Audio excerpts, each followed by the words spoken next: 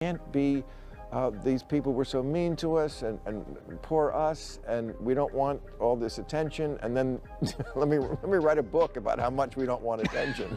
I thought South Park did. We want our privacy. Yeah. Hello everyone, in the fiercely contested arena of public opinion, where Meghan, Duchess of Sussex, serves as both queen and pawn, a new gladiator has entered the Colosseum with a distinctly different weapon: caustic, liberal-minded ridicule. Bill Maher, the veteran comedian and host of HBO's Real Time, has unleashed a brutal segment on his podcast that has sent shockwaves through the pro and anti-Sussex factions. Not so much for its novelty, but for its source. This wasn't Piers Morgan's familiar, spittle-flecked outrage from the right. This was a methodical, satirical evisceration from the left, attacking Meghan not for her politics, but for what Maher frames as her painfully performative and ultimately hollow brand of woke capitalism, a takedown that critics are calling a long overdue reckoning, and supporters are decrying as a cynical betrayal. Please do not forget to subscribe to the channel. Thank you. Maher's critique, delivered with the weary condescension of a college dean listening to a freshman's half-baked philosophy, zeroed in on the perceived disconnect between Meghan's message of elevated, enlightened empowerment and her reality as a fabulously wealthy, perpetually aggrieved former royal. He didn't just challenge her ideas, he lampooned the entire archetype's ecosystem, characterizing it not as a sincere forum for discussion, but as a cringeworthy festival of first world problems, packaged in the language of grassroots activism. With surgical precision, he dissected her podcasting style, the overly earnest tone, the carefully curated vulnerability, the seamless, advertiser-friendly conversations, arguing that it represents a form of luxury belief where the painless advocacy of elite platitudes is offered as a product for consumption, devoid of the grit, compromise, and tangible results of real-world change. The comedian saved his most biting scorn for what he sees as the core of the Markel brand, a relentless and inauthentic victim narrative. Maher, positioning himself as a free speech absolutist tired of what he terms woke nonsense, took aim at Meghan's frequent claims of being silenced, juxtaposing them against her immense global platform, her multi-million-dollar media deals, and her ability to command front-page coverage with the slightest gesture. This paradox for Maher is the height of modern absurdity. He painted a picture of a woman who speaks the language of struggle and oppression from the sun-drenched terraces of a Montecito mansion, offering watered-down self-help mantras as a substitute for substantive political engagement. His mockery of her fake tears and woke talking points wasn't just an attack on her character, it was an indictment of an entire cultural moment he believes she epitomizes, one where performance is mistaken,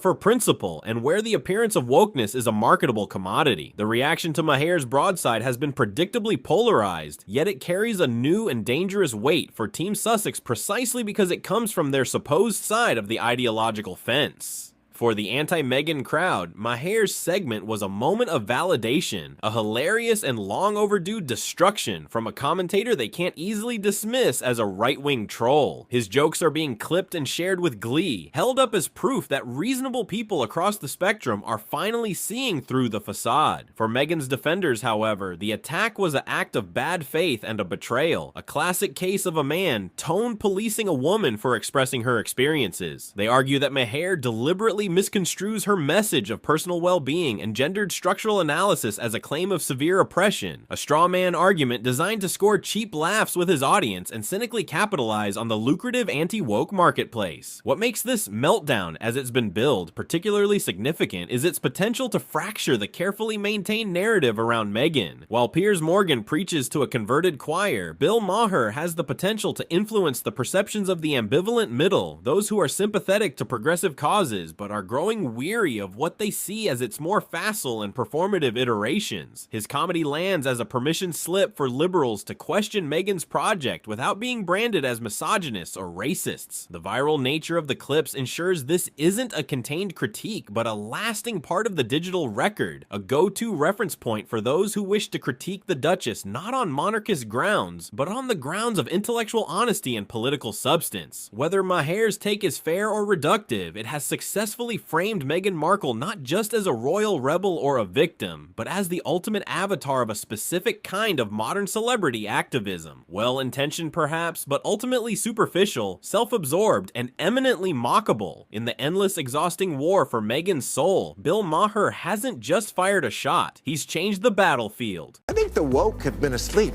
oh my gosh, I work so hard. You're complaining about your hard life, and you're so privileged. It's just so weird. It's ridiculous. I'm searching for something to like about her, and it's so hard. Well, if Meghan and Harry can quit their family, The quest for authenticity in the modern public sphere is a high-wire act performed without a net, and for Meghan, Duchess of Sussex, the latest fall has been a spectacular and brutally public one, in what was clearly designed as a strategic return to her roots. A vulnerable, no-makeup interview on a popular podcast aiming to showcase the raw, unfiltered woman behind the glossy magazine covers and royal title has spectacularly backfired, triggering an avalanche of criticism and culminating in a brutal takedown from an unlikely critic, liberal comedian Bill Maher. This perfect storm of negative press, combining public skepticism with celebrity ridicule, has not merely been a bad week in the headlines. It feels like a fundamental rupture in the carefully managed narrative of Meghan's post-royal reinvention, exposing the deep and perhaps unbridgeable chasm between how she views her own story and how a significant portion of the world receives it. The catalyst was a podcast appearance meant to project pure, unvarnished truth. The Duchess, sans the glam squad, spoke emotionally,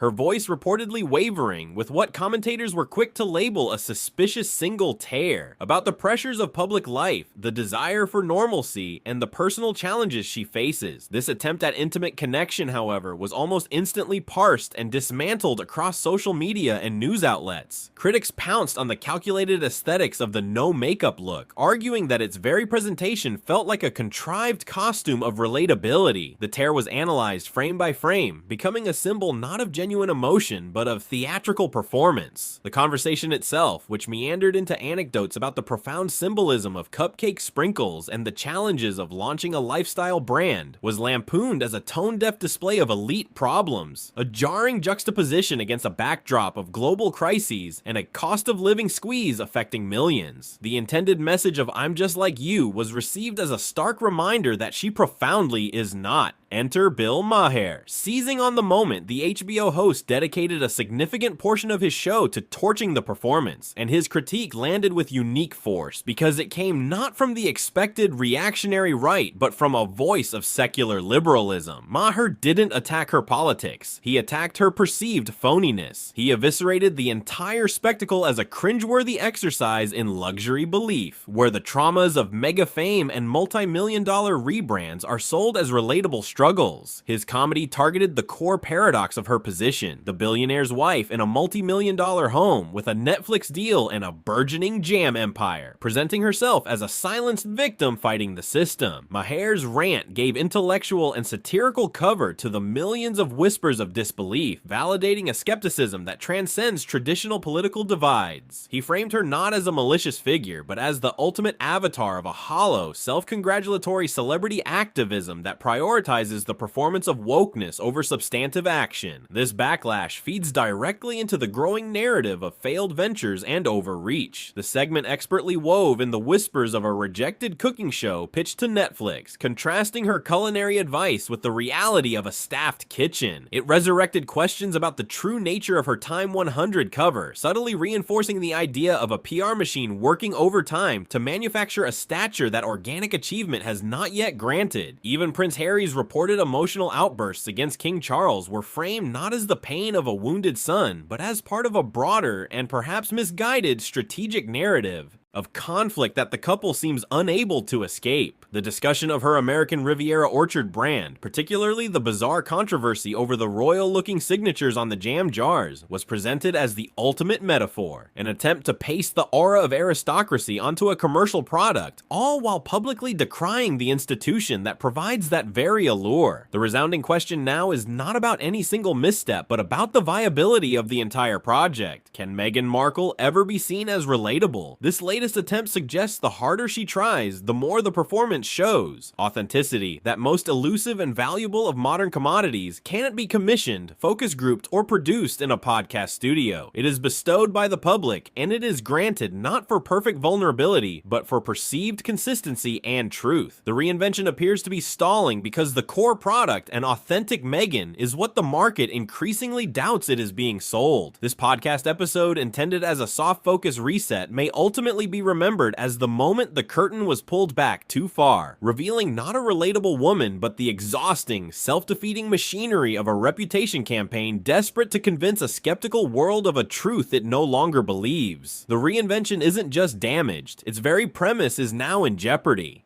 They're ridiculous after that. Your hard life, and you're so privileged. It's just...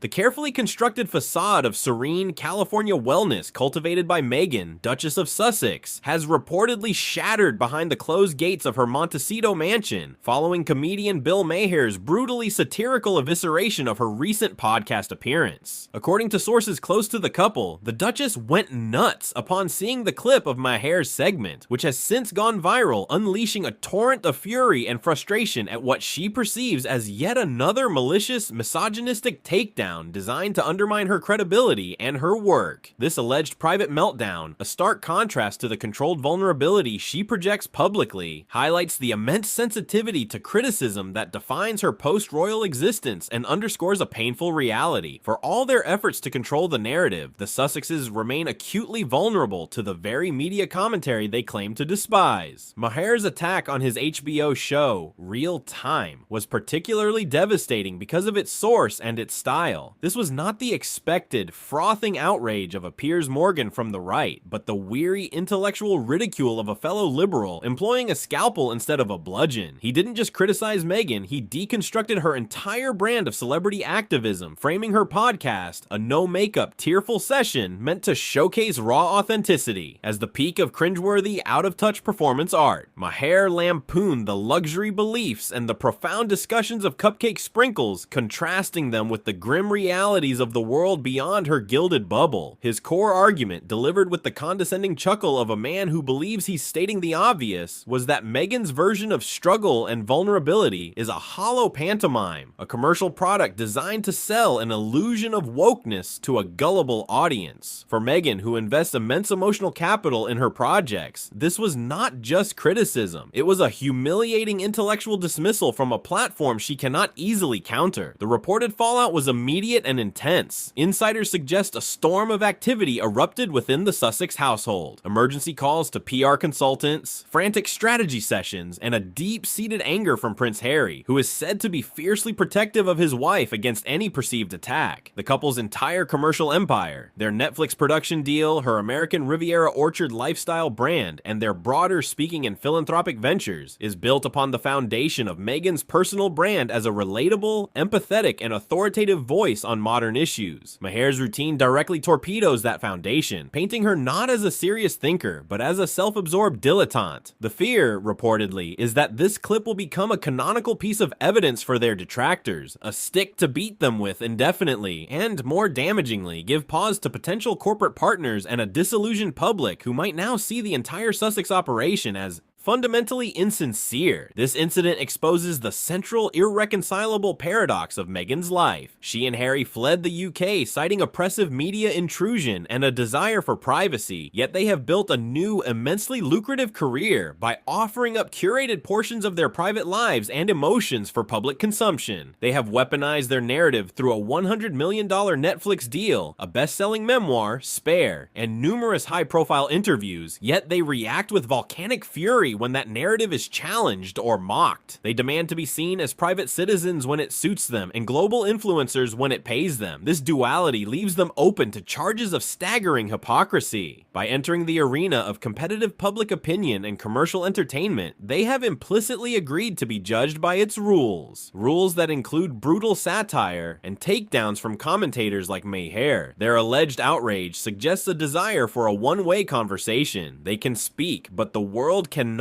answer back in a tone they find disagreeable. It reveals a bunker mentality, a deep and perhaps paralyzing fragility that exists beneath the polished surface of their public projects. Every critical jab is not seen as part of the rough and tumble of public life, but as an existential threat to their livelihood and identity. While their supporters will see Maher's segment as another sexist smear campaign, a growing segment of the audience may simply see a comedian doing his job, pointing out the emperor's new clothes. The real crisis crisis for Meghan Markle is not that Bill Maher blasted her. It's that his criticism resonated with so many, and that her reported reaction suggests she knows it struck a nerve. In the high-stakes game of reputation she is playing, composure is currency, and the image of a duchess losing hers behind the scenes may be the most damaging leak of all. Attention, and then let me write a book about how much we don't want attention. I thought South Park did. We want our privacy. Yeah, I mean, they summed it up really. They just strike me as creatures of that generation. The delicate ecosystem of celebrity reputation operates on a precarious balance of curated vulnerability and controlled exposure, a balance that Meghan, Duchess of Sussex, has mastered with the precision of a seasoned professional. Yet that meticulously constructed equilibrium was violently upended in a shocking live television segment that has sent seismic waves through media circles and, reportedly, the halls of the Sussex's Montecito home. Bill Maher, the acerbic host of HBO's Real Time, didn't just critique the Duchess. He engaged in a brutal, methodical, and savagely humorous dismantling of her entire public persona, a takedown so comprehensive and biting that it has been hailed by her detractors as a long overdue reckoning and condemned by her supporters as a vicious, misogynistic assault. This was not commentary, it was a public execution by comedy, and its reverberations threatened the very foundation of the Sussex brand. The segment, delivered with Maher's trademark blend of weary cynicism and intellectual contempt, zeroed in on the fundamental paradox that has long dogged Meghan: the chasm between her presentation as a relatable victim of immense institutions and her reality as a phenomenally wealthy, powerful, and influential global figure. Maher, a liberal voice whose critique carries a unique and therefore more damaging weight, eviscerated the premise of her recent public endeavors, particularly her podcasting ventures. He framed her no-makeup, tearful interviews not as authentic moments of connection, but as the peak of cringe performance art, a masterclass in the luxury belief industry where the problems of the ultra-privileged are packaged and sold as universal struggles. With surgical precision, he juxtaposed her earnest discussions of personal hardship and her new foray into the artisanal jam business with the acute crises facing ordinary people, creating a jarring contrast that painted the Duchess not as an empath, but as an absurdly out-of-touch modern aristocrat. Maher's brilliance and the true brutality of his attack lay in his weaponization of her own words and image. He played clips of her podcast, allowing the earnest tone and vulnerable admissions to hang in the air before puncturing them with a well-aimed joke or a sarcastic aside that exposed what he sees as their profound insincerity. He didn't need to yell or foam at the mouth. His power was in the dismissive chuckle, the raised eyebrow, and the rhetorical question that invited the audience to join him in his disbelief.